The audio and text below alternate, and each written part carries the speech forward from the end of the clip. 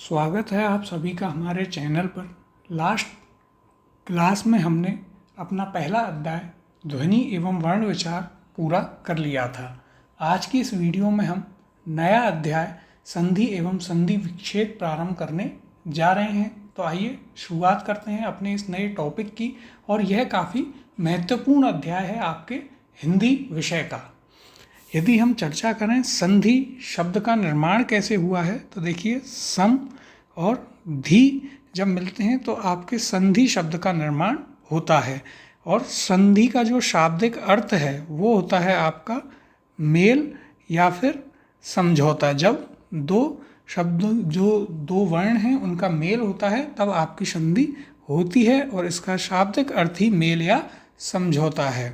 अब हम बात करें संधि की, तो देखिए इसमें आपके दो वर्णों का मेल होना चाहिए तब आपकी संधि होती है, जिसमें भी जो आपका प्रथम शब्द है उसका आप आएगा अंतिम वर्ण, और जो द्वितीय शब्द है उसका आएगा प्रथम वर्ण। इन दोनों के मेल से आपके एक ध्वनि विकार उत्पन्न होता है, और उस ध्वनि विकार से नए सार्थक शब्द का निर्माण होता है। तो यह पूरी आपके संधि की प्रक्रिया है। क्या प्रक्रिया है कि देखिए दो शब्द होंगे, उनके दो वर्णों का मेल होगा, जिसमें जो प्रथम शब्द है उसके अंतिम वर्ण का मेल होगा और द्वितीय शब्द के प्रथम वर्ण का मेल होगा। इन दोनों का जब मेल होता है तो उससे उत्पन्न होता है एक ध्वनि विकार, और उस ध्वनि विकार से एक नए सार्थक शब्द का निर्माण होता है। इम्पॉर्टेंट पॉइंट है सार्थक शब्द का निर्माण होना।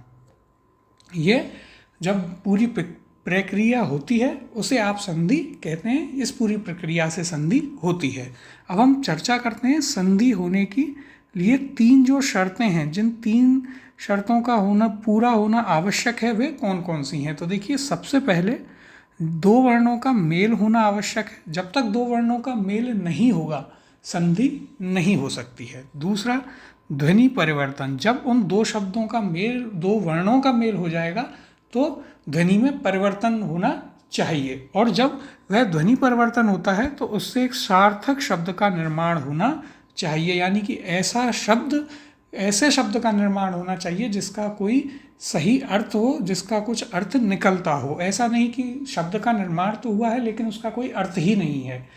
ऐसा ही शब्द का निर्माण होना चाहिए जिसका कोई अर्थ निकलता हो। जैसे सदाचार हो गया, मुक्तावली हो गया, अभीष्ट हो गया, कृपाचार्य हो गया, वर्षर्तु हो गया, स्वागत हो गया। इनमें यदि आप देखेंगे जब इनमें संधि होती है तो दो अलग अलग वर्णों की संधि होती है, उनका मेल होता है, ध्वनि विकार होता है, और एक नया सार्थक शब्द निकल करके आता है। तो यह एक सामान्य परिचय है संधि का, जिसमें हमने सबसे पहले जाना संधि होती क्या है। तो देखिए संधि है आपके दो वर्णों का परस्पर मेल, जिससे किसी नए सार्थक शब्द का निर्माण होता है, उसे आप संधि कहते हैं। और संधि में तीन शर्तें हैं जिनका पूरा होना आवश्यक है। कौन कौन सी? तो सबसे पहले दो वर्णों का मेल होना चाहिए, दूसरी ध्वनि विकार या ध्वनि में परिवर्तन होना चाहिए, और तीसरा किसी एक सार्थक शब्द का निर्माण वहाँ पर होना चाहिए। अब आगे चर्चा करते हैं हम। तो देखिए यहाँ पर आता है आपके संधि के भेद। तो संधि के कितने भेद हैं? संधि के भेद हैं आपके मुख्यतः तीन भेदों में संधि को विभाजित किया गया है। कौन कौन से? सबसे पहला आपका स्वर संधि, दूसरा है व्यंजन संधि, तीसरा है आपका विसर्ग संधि। तीन आपकी संधि के भेद हैं। कौन कौन से? स्वर संधि, व्यंजन संधि और विसर्ग संधि। अब यदि हम चर्चा करें स्वर संधि की, तो देखिए यह स्वर और स्वर के बीच में होती है, और इसके कितने भेद हैं? तो स्वर संधि के आपके 5 भेद हैं। कौन कौन से? दीर्घ संधि, गुण संधि, वृद्धि संधि, यण संधि और अयादि संधि। ये आपके 5 भेद हैं स्वर संधि के। तो सबसे पहले संधि के भेद कितने? 3। कौन कौन से? स्वर संधि, व्यंजन संधि और विसर्ग संधि। सबसे पहले बात करी स्वर संधि की। स्वर संधि के होते हैं 5 भेद। कौन कौन से? तो पहला दीर्घ संधि, इनके बारे में हम अभी अच्छे से विस्तार में पढ़ेंगे कि दीर्घ संधि क्या होती है, उसके क्या नियम होते हैं। दूसरी गुण स्वर संधि, तीसरी है आपकी वृद्धि स्वर संधि, चौथी है आपकी यण स्वर संधि और पांचवी है अयाधि स्वर संधि।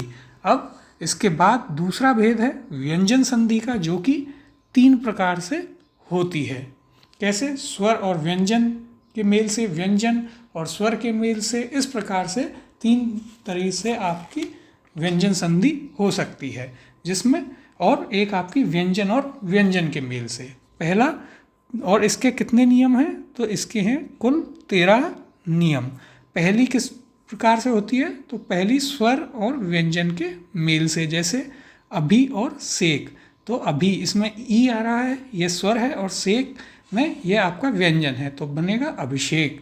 ऐसे दूसरा है आपका व्यंजन और स्वर के मेल से, यानी पहले वर्ण का व्यंजन और दूसरे का स्वर होगा, जैसे प्राक और ऐतिहासिक।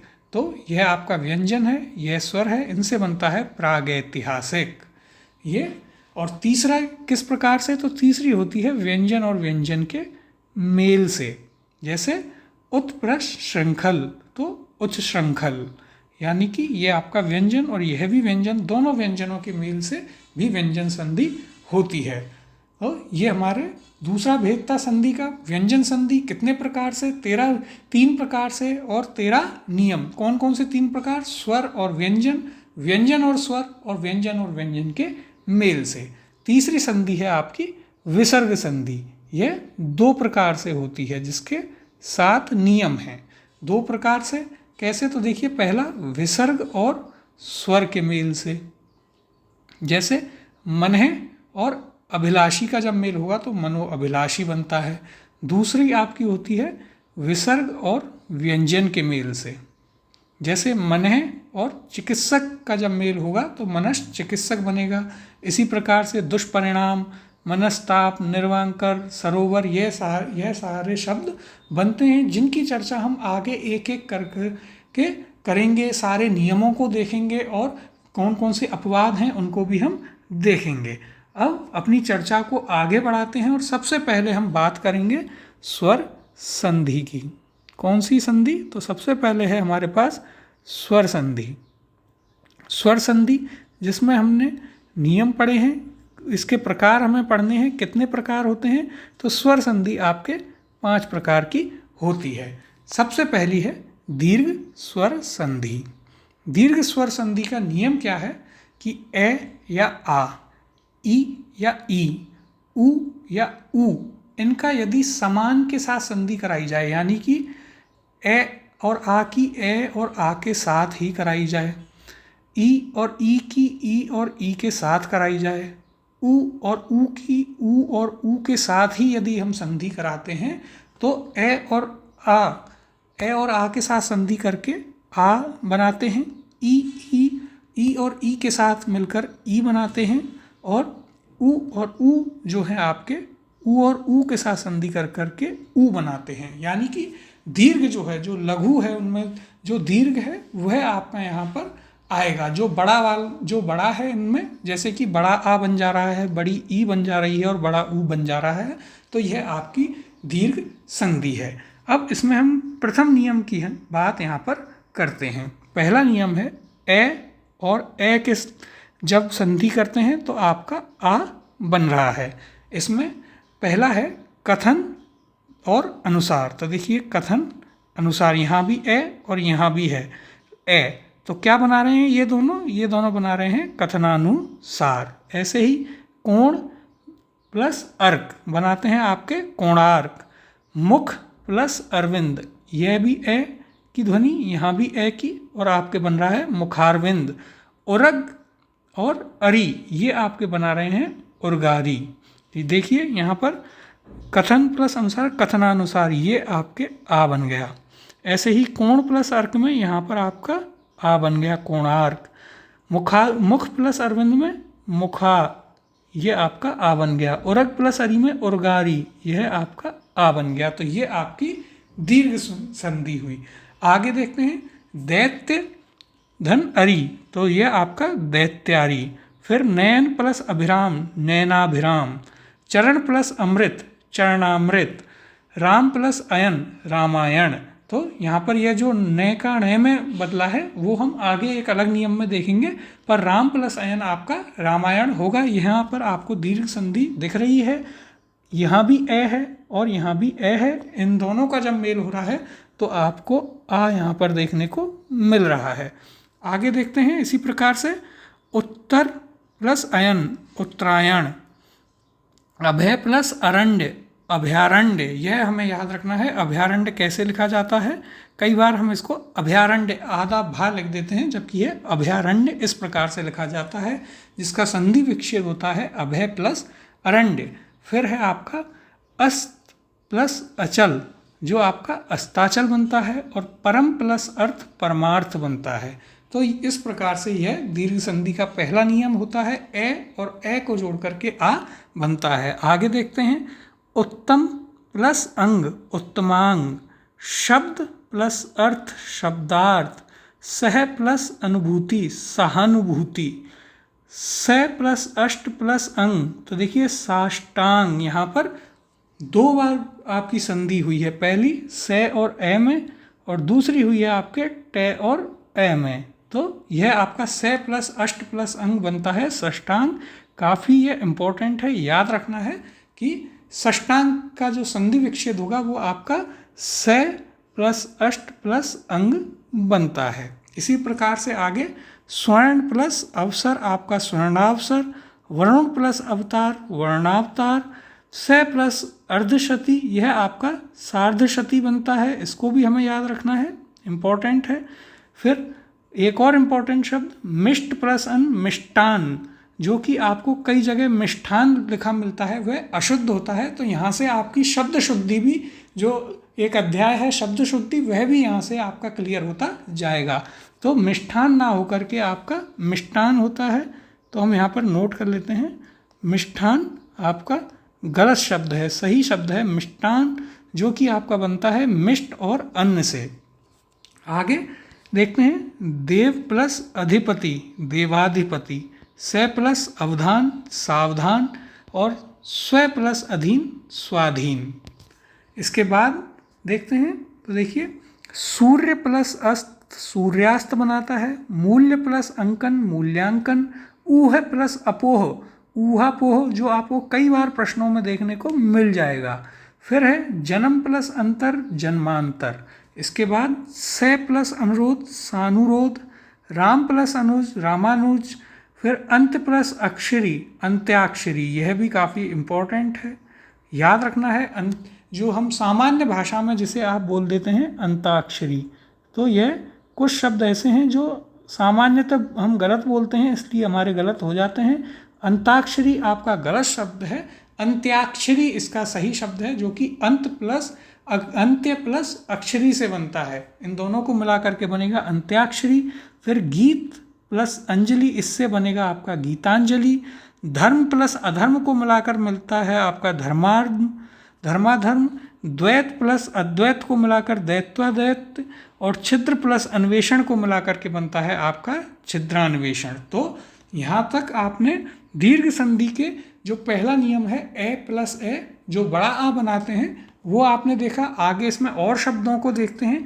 जितने भी शब्द यहाँ पर लिखे गए हैं, यदि आप उन्हें अच्छे से कर लेते हैं तो आपको कहीं और से देखने की ज़रूरत नहीं पड़ेगी। जैसे अद्य प्लस अवधि अद्यावधि, मुर प्लस अरि मुरारी, राम प्लस अवतार रामावतार, यह आपका रामावतार बनेगा। फिर पर प्लस अधीन पराधीन, तो हमें याद रखना है, आप इसे सामान्यतः पर प्लस आधीन कर सकते हैं, लेकिन ये पर प्लस अधीन बनेगा पराधीन। फिर है शत प्लस अब्दी शताब्दी, शरण प्लस अर्थी शरणार्थी, पुरुष प्लस अर्थ पुरुषार्थ, राष्ट्र प्लस अध्यक्ष राष्ट्राध्यक्ष, उप प्लस अध्याय उपाध्याय, प्र प्लस अर्थी प्रार्थी, आग्नेय प्लस अस्त्र आग्नेयास्त्र, यह भी काफ़ी इंपॉर्टेंट है, कई एग्जाम्स में आपको देखने को मिल जाएगा। हिम प्लस अंचल आपका हिमांचल बनेगा। इसी प्रकार से विंध्य प्लस अंचल विंध्यांचल बनाता है। ऊर्ध्व प्लस अधर ऊर्ध्वाधर बनाता है। दीप प्लस अवली दीपावली। इसके बाद में आपका रतन प्लस अवली तो रत्नावली। और आगे न्यून प्लस अधिक, न्यूनाधिक, हिम प्लस अद्री, हिमाद्री, ये हमें याद रखना है। यहाँ पर हिम प्लस आद्री कर देते हैं कई बार, लेकिन ये हिम प्लस अद्री से बनता है। फिर हिम प्लस अंशु आपका हिमांशु बनाता है, और स्व प्लस अर्थ स्वार्थ बनाता है। तो ये सारे शब्द जो हैं आपकी दीर्घ संधि करते हैं, जिसमें दोनों तरफ ए और ए की संधि से बड़ा आ यहाँ पर बनता है। इसका हमें ध्यान रखना है। आप इन सारे शब्दों को वीडियो से देखकर आराम से लिखें, जिससे आपकी प्रैक्टिस हो और इनसे बाहर शायद ही कोई शब्द आपको देखने को मिलेगा। अगला आपकी हम चर्चा करते हैं। तो अगला है हमारे पास ए और आ, जो कि आपका बड़ा आ यहाँ पर देते हैं। यानी कि ए और बड़ा आ जब संधि करते हैं तो यह आपको आ देते हैं। दीर्घ संधि यहाँ पर होती है। अब इसके हम शब्दों को देखते हैं। तो देखिए, देव प्लस आलय, यहाँ पर ए है, यहाँ आ है, ये आपका देवालय बनाते हैं। फिर कंटक प्लस अकीर्ण, यह आपके कंटकाकीर्ण, यहाँ पर ए और यहाँ आ। इसी प्रकार से स्नेह प्लस आविष्ट, यह आपके स्नेहाविष्ट। फिर विवाद प्लस आस्पद, यह आपका विवादास्पद। तो यह शब्द जैसे विवादास्पद है, इसमें कई बार आपको कन्फ्यूजन हो जाता है, विवाद प्लस आस्पद कर देते हैं, तो यह विवाद प्लस आस्पद है।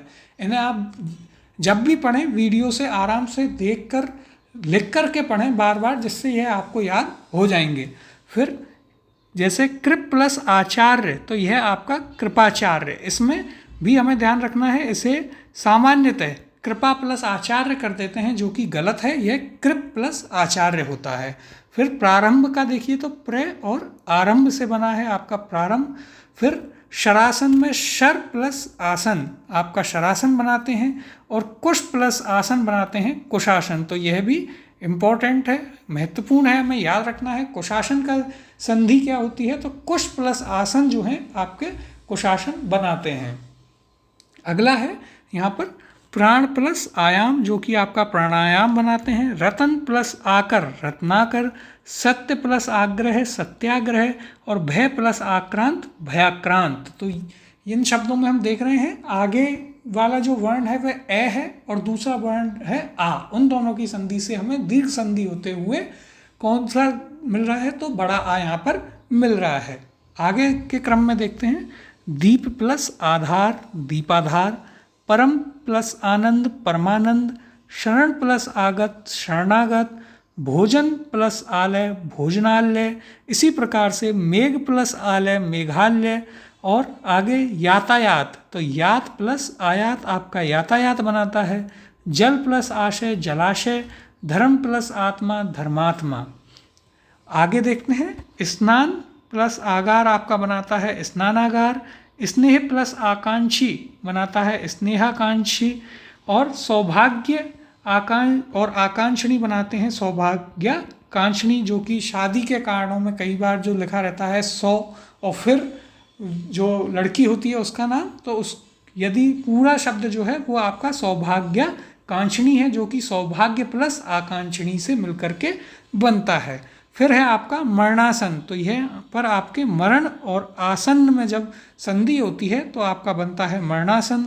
उसी प्रकार से गुरुत्व प्लस आकर्षण आपके गुरुत्वाकर्षण बनाते हैं, और लोक प्लस आयुक्त बनाता है लोकायुक्त। आगे चर्चा करते हैं, छात्र प्लस आवास बनाता है छात्रावास। जन और आदेश मिलकर के बनाते हैं जनादेश। भ्रष्ट प्लस आचरण बनाता है आपका भ्रष्टाचरण। और खग प्लस आश्रय बनाते हैं खगाश्रय। तो यहाँ पर हम देख रहे हैं, पहला जो वर्ण है वो आपका ए है, दूसरा वर्ण आपका आता है आ, और ये दोनों जब संधि करते हैं तो ये दे रहे हैं आपको आ। यहाँ पर यही आपको सारे शब्दों में देखने को मिलेगा। आगे देखते हैं, तो अगला नियम जो ए और आ की संधि में है वो है, पहला वर्ण होगा बड़ा आ और दूसरा होगा आपका ए, जो कि मिलकर के बनाएंगे आ। तो ये अब अगला नियम है। पहला नियम कौन सा है आपका, ए या आ की संधि ए या आ के साथ जो कि आ देती है, उसके हमने चार उपनियम बनाए हैं। कौन सा, पहला पढ़ा ए और ए मिलकर बड़ा आ बनाते हैं। फिर दूसरा पढ़ा है ए और बड़ा आ मिलकर बड़ा आ बना रहे हैं। और तीसरा है पहले वर्ण में आ, दूसरे में ए और वो मिलकर बनाएंगे आपका आ। जैसे कि यहाँ पर महा प्लस अमात्य, यह आपके बना रहे हैं महामात्य। तो पहला आप देख रहे हैं यहाँ पर आ रहा है और दूसरे में ए आ रहा है। इसी प्रकार से श्रद्धा प्लस अंजलि, यह आपका श्रद्धांजलि बनाता है। कक्षा प्लस अध्यापक, कक्षा अध्यापक। और महा प्लस अवर्ण, महावर्ण। इसके बाद में विद्या प्लस अर्थी, यह आपका विद्यार्थी बनता है। तथा प्लस अपि, तथापि। सुधा प्लस अंशु, सुधांशु। द्वारका प्लस अधीश, द्वारकाधीश। तो यह इम्पोर्टेंट है, कई बार हम इसे अशुद्ध भी लिख देते हैं। अशुद्ध रूप में अधिकतर इसे द्वारिकाधीश लिखते हैं, जबकि यह द्वारिकाधीश ना होकर के द्वारकाधीश होता है। इसका हमें ध्यान रखना है। तो यहाँ पर आप संधि के साथ साथ काफ़ी हद तक शब्द शुद्धि भी क्लियर करते जा रहे हैं। अगला देखते हैं। तो देखिए पुरा प्लस अवशेष, पुरावशेष बनता है। आशा प्लस अतीत, आशातीत बनता है। आत्मा प्लस अनुराग, आत्मानुराग बनता है। मुक्ता प्लस अवली, मुक्तावली बनता है। यह भी महत्वपूर्ण है, इसमें भी सामान्यतः गलती हो जाती है। मुक्तावली में मुक्त प्लस अवली कर देते हैं, लेकिन यह मुक्ता प्लस अवली होता है। अगला है सेना प्लस अध्यक्ष, सेनाध्यक्ष। फिर है कदा प्लस अपि, कदापि, यह भी महत्वपूर्ण है। फिर शिक्षा प्लस अर्थी, शिक्षार्थी। और रेखा प्लस अंकित, रेखांकित। इसी प्रकार से ब्रह्मा प्लस अंड, ब्रह्मांड। क्रिया प्लस अन्वयन, क्रियान्वयन। तो यहाँ पर हमें यह भी ध्यान रखना है क्रियान्वयन कैसे लिखा जाता है। तो क्रिया प्लस अन्वयन जब होता है तो क्रियान्वयन आपका शब्द बनता है। आगे इसी में चौथा जो है वो आपका बनता है आ, और आ मिलकर के आ ही बनाते हैं। यानी कि पहला वर्ण भी आ देता है, दूसरा वर्ण भी आ देता है, और दोनों मिलाकर दीर्घ संधि करते हुए आ देते हैं। इसमें जो शब्द बन रहे हैं उन्हें हम देखते हैं बारी बारी। तो देखिए महा प्लस आत्मा, यह आपका महात्मा बनाता है। जबकि महात्म्य जो हमने पढ़ा था उसमें महा प्लस अमात्य था, जो आपका महामात्य बना रहा था। फिर श्रद्धा और आलू मिलकर के श्रद्धालु। प्रेरणा आस्पद मिलके प्रेरणास्पद। माया प्लस आचरण मिलकर के मायाचरण। विद्या और आलय मिलकर विद्यालय। महा और आशय मिलकर महाशय। कृपा प्लस आकांक्षी मिलकर के कृपाकांक्षी। दया प्लस आनंद मिलकर के दयानंद। यहाँ पर देखिए कृपाकांक्षी है, वहाँ सौभाग्याकांक्षिणी था, जो कि सौभाग्य प्लस आकांक्षिणी से मिलकर बना था। फिर चिकित्सालय यदि आप देखते हैं तो चिकित्सा और आलय से मिलकर बना है चिकित्सालय। प्रतीक्षा आलय से मिलकर इसी प्रकार बनता है प्रतीक्षालय। और काफ़ी इम्पोर्टेंट जो हमें याद रखना है कारागार, जो आपका बना है कारा और आगार से मिलकर के, यह आपका कारागार शब्द बनाते हैं। इसी प्रकार चिंता और आतुर मिलकर के चिंतातुर। क्रिया प्लस आत्मक मिलकर क्रियात्मक। भाषा प्लस आबद्ध मिलकर के भाषाबद्ध। और लोपा प्लस आमुद्रा मिलकर के लोपामुद्रा यहाँ पर बनाते हैं। तो ये हमारा जो पहला नियम है दीर्घ संधि का, उसके हमने चारों पार्ट यहाँ पर कवर किए हैं। कौन कौन से, जिसमें जो पहला नियम है ए या आ, ए और आ के साथ मिलकर के आपकी आ वाली दीर्घ संधि करते हैं। उसके चार पार्ट देखे, ए और ए मिलकर बड़ा आ, ए और बड़ा आ मिलकर के बड़ा आ और ए मिलकर के बड़ा आ। फिर दोनों वर्णों में बड़ा आ और बड़ा आ मिलकर के बड़ा आ बनाते हुए दीर्घ संधि कर रहे हैं। उनसे संबंधित सारे शब्द जितने भी बन सकते हैं अधिकतर हमने यहाँ पर देखे हैं, और इनको आप लिख करके काफ़ी अच्छे से प्रैक्टिस करें। इनसे बाहर शायद ही आपको कोई शब्द यहाँ पर देखने को मिलेगा। अगला नियम, दूसरे नियम की यदि हम चर्चा करें तो वो है आपका ई और ई के साथ मिलकर के बड़ी ई यहाँ पर बना रहे हैं। इस नियम की अब हम चर्चा करते हैं। इसे भी हम चार उप नियमों में विभाजित करेंगे। कौन कौन से, तो देखिए वो होंगे आपके ई और ई दोनों छोटी ई, फिर आपका छोटी ई और बड़ी ई की संधि। इसके बाद आपकी बड़ी ई और छोटी ई की संधि, और फिर आपकी होगी दोनों बड़ी ई की संधि। तो इन चार उप नियमों में इसे हमने विभाजित किया है। आइए देखते हैं इसे आगे। पहला है ई और ई दोनों तरफ छोटी ई है, उसकी जब आप संधि करते हैं तो आपको बड़ी ई मिलती है दीर्घ संधि करते हुए। और इस संधि से जो शब्द बनते हैं उन्हें देखते हैं। तो देखिए, पहला रवि प्लस इंद्र, देखें तो यहाँ भी छोटी ई है, यहाँ भी छोटी ई है, यह आपका देता है रवींद्र। इसी प्रकार से अति प्लस इत आपका अतीत देता है, इंपॉर्टेंट शब्द है, इसमें गलती कर देते हैं संधि करते हुए, तो अतीत की संधि होती है अति प्लस इत। फिर इसी प्रकार से प्रतीत बनता है, प्रति प्लस इत से प्रतीत आपका, अधि प्लस इन से अधीन, यह भी इंपॉर्टेंट शब्द है, महत्वपूर्ण है। इसके अलावा अतीब बनता है अधीन की तरह, अति प्लस इव से आपका अतीब बनता है। तो ये काफ़ी महत्वपूर्ण है, इन्हें हमें काफ़ी ध्यान से यहाँ पर समझना है और करना है। आगे मणि और इंद्र से मणींद्र बनता है, अभि प्लस इष्ट से अभीष्ट बनता है, कवि प्लस इंद्र से कवींद्र बनता है, और हरिच्छा आपके हरि और इच्छा से मिलकर के हरिच्छा बनता है। तो ये जो शब्द हैं इनमें आप देखेंगे पहला वर्ण जो है वह भी आपको छोटी ई की मात्रा दे रहा है और दूसरा वर्ण भी छोटी ई की मात्रा दे रहा है, दोनों दीर्घ संधि करते हुए आपको बड़ा ई यहाँ पर दे रहे हैं। आगे देखते हैं इन शब्दों को। तो देखिए आगे प्राप्ति प्लस इच्छा आपका प्राप्तिच्छा बनाता है, मुनि और इंद्र मिलकर के मुनींद्र बना रहे हैं। प्रतीक आपका प्रति प्लस एक प्रतीक बना रहा है, इसी प्रकार से आपका प्रतीत भी बनता है, प्रति और इत से प्रतीत। गिरि और इंद्र से आपका गिरींद्र बनता है। आगे है अति और इंद्रिय से अतीन्द्रिय, और क्षिति और इंद्रिय से इसी प्रकार क्षितीन्द्र या क्षितीन्द्रिय भी यहाँ पर बनता है। दूसरा उपनियम इसका आता है, छोटी ई और बड़ी ई मिलकर के बड़ी ई दीर्घ संधि के रूप में बनाते हैं, ई और ई मिलकर ई यहाँ पर बना रहे हैं। इसके शब्दों को देखते हैं, आराम से समझते हुए चलेंगे। तो देखिए हरि और ईश, यहाँ पर आपको छोटी ई मिल रही है हरि में, और ईश में आपको बड़ी ई मिलती है, तो यह मिलकर बनाते हैं हरीश। ऐसे ही परीक्षा आपके परि और ईक्षा मिलकर परीक्षा बनाते हैं, प्रति और ईक्षा मिलकर प्रतीक्षा बनाते हैं। उसी प्रकार से वीक्षा आपका बनता है वी और ईक्षा से, इंपॉर्टेंट शब्द याद रखना है कैसे बनता है वीक्षा, वी और ईक्षा से। फिर वीक्षक इसी प्रकार से वी और ईक्षक से आपका वीक्षक बनता है। अगला वि और ईक्षण आपके बनाएंगे वीक्षण। कपि और ईश आपके कपीश बनाते हैं, महत्वपूर्ण है, याद रखना है। कपीश आपको अधिकतर लोग उसमें कपि में बड़ी ई की मात्रा ले लेते हैं, जबकि कपि में छोटी ई की मात्रा आती है। कपि और ईश मिलकर कपीश बनाते हैं। अभीप और ईप्सा मिलकर के अभीप्सा बनाते हैं।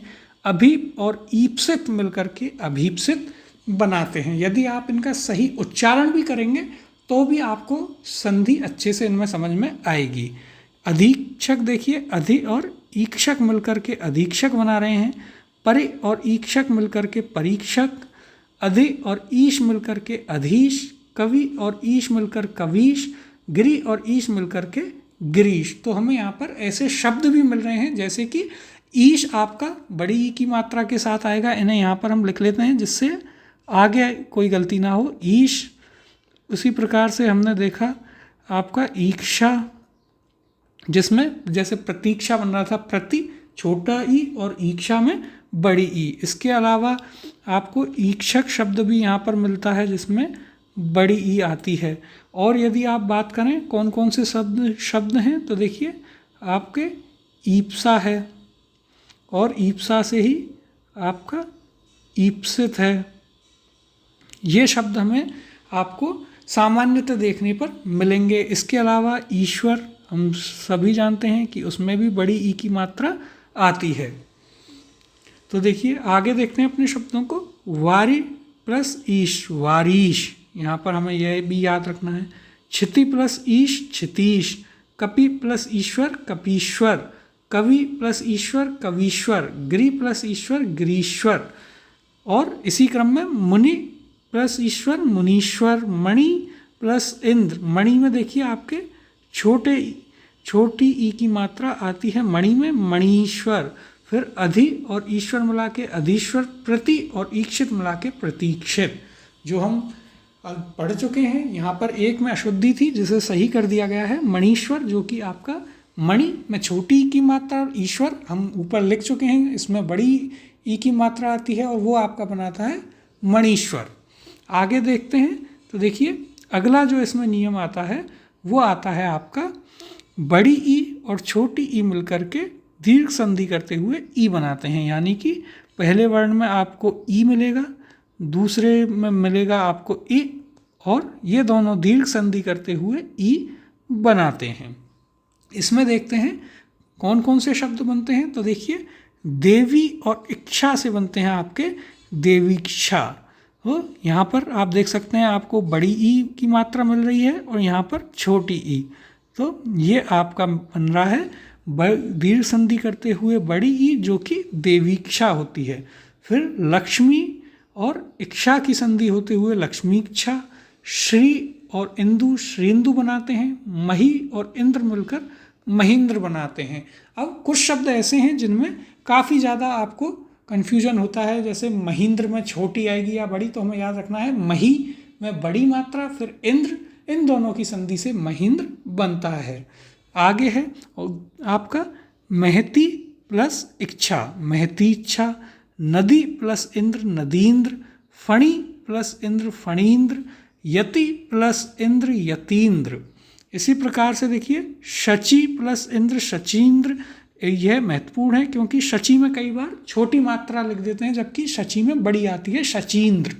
फिर आपका सुधी और इंद्र से मिलकर बनता है सुधींद्र। इसके बाद चर्चा करते हैं इसके अगले नियम की, जो कि है दोनों वर्णों से आपको बड़ी ई मिलती है। पहला वर्ण भी बड़ी ई, दूसरा भी ई देता है बड़ी, और दीर्घ संधि करते हुए आपको बड़ी ई ही यहाँ पर मिलती है।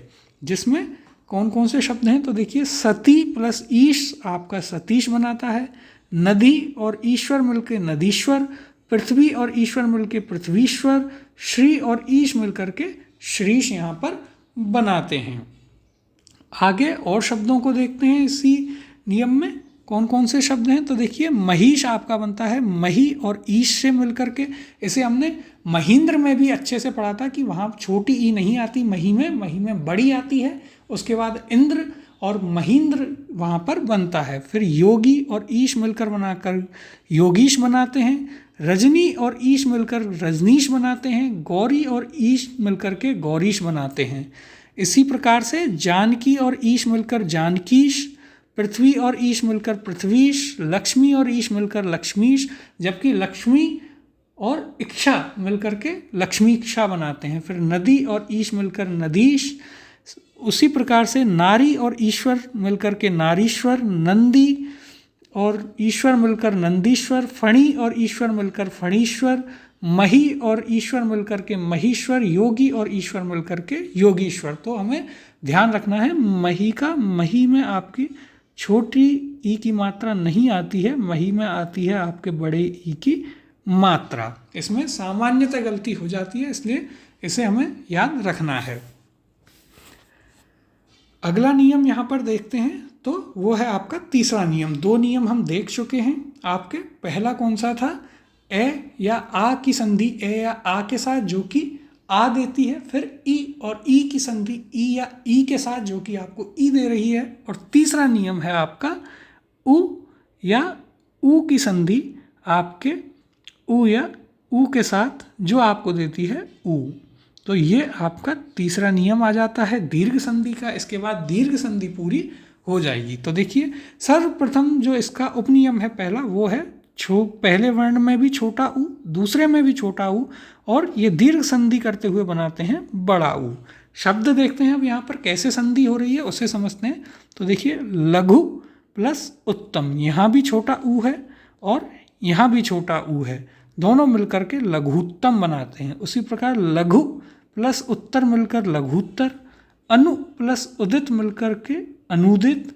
गुरु प्लस आपके उपदेश मिलकर के गुरुपदेश। यहाँ पर ध्यान देना है हमें, गुरु में छोटे ऊ की मात्रा होती है। सामान्यतः यह गलती हो जाती है कि हम गुरु में भी बड़े ऊ की मात्रा लगा देते हैं, जबकि ऐसा नहीं है, गुरु में छोटे ऊ की मात्रा आती है। इसका हमें ध्यान रखना है।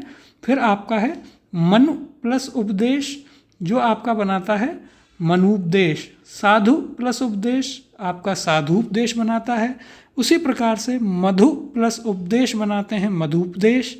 बहु प्लस उद्देशीय बहुउद्देशीय बनाता है, इसका भी ध्यान रखना है, बहु में छोटी ऊ की मात्रा आती है।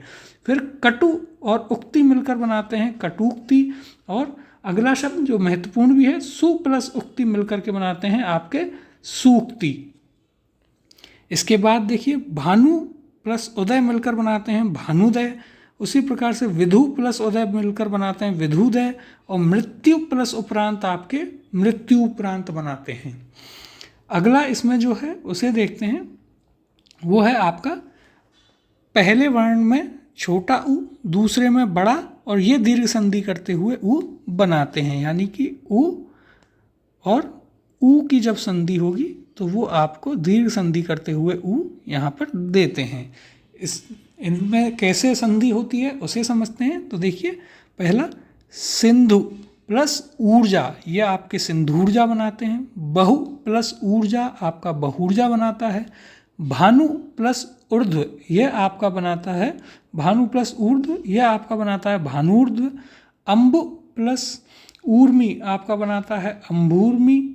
उसी प्रकार से लघु प्लस ऊर्मी लघूर्मी बनाता है। और सिंधु प्लस ऊर्मी आपका सिंधूर्मी यहाँ पर बनाता है।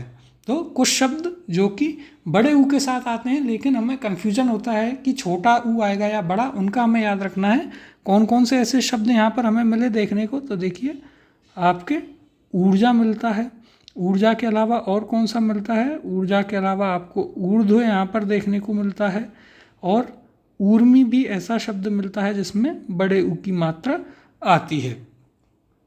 अगला इसका नियम है, पहले वर्ण का बड़ा ऊ फिर छोटा, और ये दीर्घ संधि करते हुए आपको ऊ देंगे। यानी कि ऊ प्लस ऊ आपको देते हैं ऊ।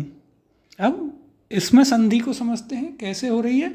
तो देखिए, भू प्लस उपरी, ये आपको भूपरी देता है। चमू प्लस उत्तम चमूत्तम। चमू प्लस उमंग चमूंगम। फिर चमू प्लस उत्साह चमूत्साह। तो यहाँ पर हमें यह शब्द भी याद रखना है, चमू में बड़े ऊ की मात्रा आती है, ना कि छोटे की। फिर वधु, इस शब्द का हमें विशेष ध्यान रखना है। वधु में बोलते समय ऐसा लगता है कि छोटे ऊ की मात्रा आती है, लेकिन वधु में आपके बड़े ऊ की मात्रा आती है। छोटे ऊ वाली मात्रा वधु में नहीं आती है, वो आपके विधु में आती है। तो ये हमें याद रखना है। वधु प्लस उक्ति आपका वधूक्ति बनाते हैं। वधु प्लस उत्सव वधूत्सव। फिर वधु प्लस उपदेश वधूपदेश। वधु प्लस उल्लास वधुल्लास। और वधु प्लस उत्साह आपके वधुत्साह यहाँ पर बनाता है। तो इनका हमें याद रखना है कैसे यह संधि हो रही है। अब इसका अगला नियम यहाँ पर हम देखते हैं। तो अगला नियम है, जब पहले में भी आपका ऊ हो वर्ण में, दूसरा भी ऊ हो, और ये दीर्घ संधि करते हुए ऊ देते हैं। यानी कि आपके बड़ा ऊ प्लस बड़ा ऊ, और ये आपके दीर्घ संधि करते हुए बड़ा ऊ ही यहाँ पर देते हैं। इनसे अब कैसे संधि होती है, कौन कौन से शब्द हैं इसमें, उन्हें हम समझते हैं एक एक करके। तो देखिए, सबसे पहले है सरयू प्लस ऊर्मी बनाता है आपका सरयूर्मी। पहले में भी आपको बड़े ऊ की मात्रा मिल रही है और दूसरे में भी बड़े ऊ की मात्रा का मेल हो रहा है। उस संधि से दीर्घ संधि होते हुए बड़े ऊ की मात्रा हमें मिली सरयूर्मी। इसी प्रकार से भू प्लस ऊर्ध्व भूर्ध्व। भू प्लस ऊर्जा भूर्जा। और भू प्लस ऊर्जित भूर्जित। भू प्लस ऊष्मा भूष्मा। और वधु प्लस ऊर्जा वधूर्जा। तो देखिए, यहाँ भी कुछ और शब्द हमें मिले बड़े ऊ की मात्रा वाले। कौन कौन से, ऊर्ध्व और ऊर्जा हम पहले देख चुके हैं। अब आपको मिला है यहाँ पर ऊर्जित और ऊष्मा। तो हमें इन शब्दों को एक तरफ लिख के रखना है, जिन जिनमें बड़े ऊ की मात्रा आ रही है। ये काफ़ी आपका सहयोग करेंगे। जब आप संधि करेंगे तो आपको कन्फ्यूजन नहीं होगा, आपको सीधे याद आ जाएगा कि इसमें तो बड़े ऊ की मात्रा आती है। फिर इसी प्रकार से मातृ प्लस ऋण, ये आपका मातृण बनाता है। और पितृ प्लस ऋण आपका बनाता है पितृण। तो ये हमने यहाँ तक आपके दीर्घ संधि जो है उसे पूरा कवर, दीर्घ संधि में जो पूरे आपके तीनों जो नियम हैं उनको कवर किया, और उनमें आगे भी कैसे कैसे शब्दों की संधि हो रही है उनको हमने कवर किया। इस क्लास में हम इतना ही करेंगे कि संधि का हमने यहाँ पर सामान्य परिचय किया। उसके अलावा संधि कितने प्रकार की होती हैं, मुख्यतः 3 प्रकार की, वे हमने देखी, स्वर संधि, व्यंजन संधि और विसर्ग संधि। फिर हमने उनके उपभेद देखे, जैसे कि स्वर संधि के 5 भेद होते हैं, और उनमें से हमने आज पहला दीर्घ संधि भी यहाँ पर पूरा कर लिया है। आगे की क्लास में हम अपने दीर्घ संधि से आगे गुण संधि से प्रारंभ करेंगे।